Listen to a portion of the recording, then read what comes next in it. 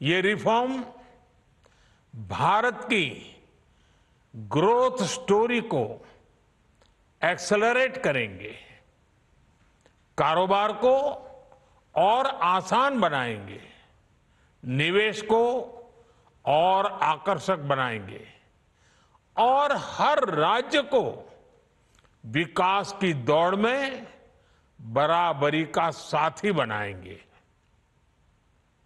साथियों, जब साल 2017 में भारत ने जीएसटी रिफॉर्म की तरफ कदम बढ़ाया था, तो एक पुराना इतिहास बदलने की और एक नया इतिहास रचने की शुरुआत हुई थी।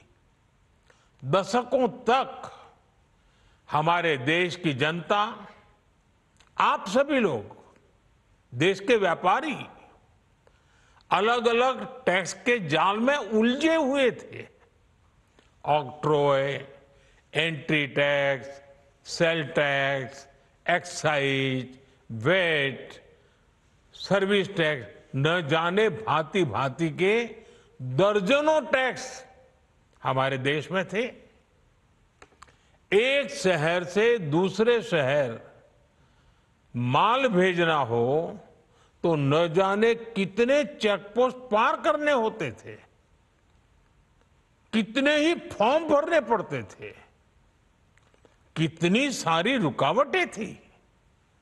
हर जगह टैक्स के अलग अलग नियम थे।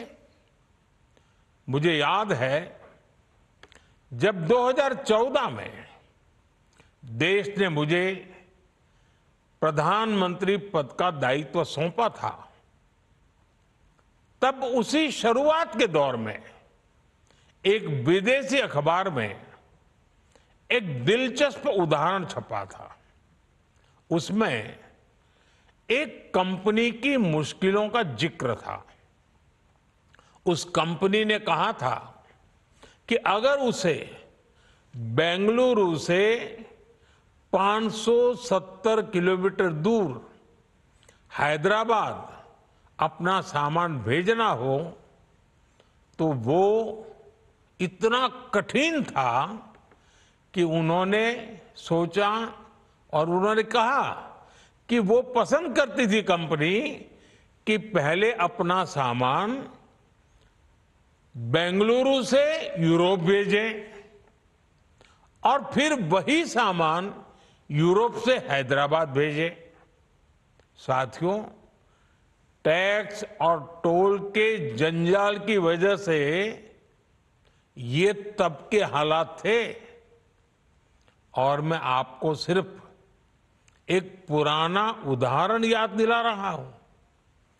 तब ऐसी लाखों कंपनियों को, लाखों करोड़ों देशवासियों को अलग अलग तरह के टैक्स के जाल की वजह से हर रोज परेशानी होती थी। सामान को एक शहर से दूसरे शहर पहुंचने के बीच जो खर्च बढ़ता था वो भी गरीब को उठाना पड़ता था। आप जैसे ग्राहकों से वसूला जाता था। साथियों, देश को इस स्थिति से निकालना बहुत जरूरी था। इसलिए जब आपने हमें 2014 में अवसर दिया तो हमने जनहित में, देशहित में जीएसटी को अपनी प्राथमिकता बनाया। हमने हर स्टेक होल्डर से चर्चा की। हमने हर राज्यों की हर शंका का निवारण किया, हर सवाल का समाधान खोजा। सभी राज्यों को, सबको साथ लेकर आजाद भारत का इतना बड़ा टैक्स रिफॉर्म संभव हो पाया। ये केंद्र और राज्यों के प्रयासों का नतीजा था कि देश दर्जनों टैक्सों के जाल से मुक्त हुआ।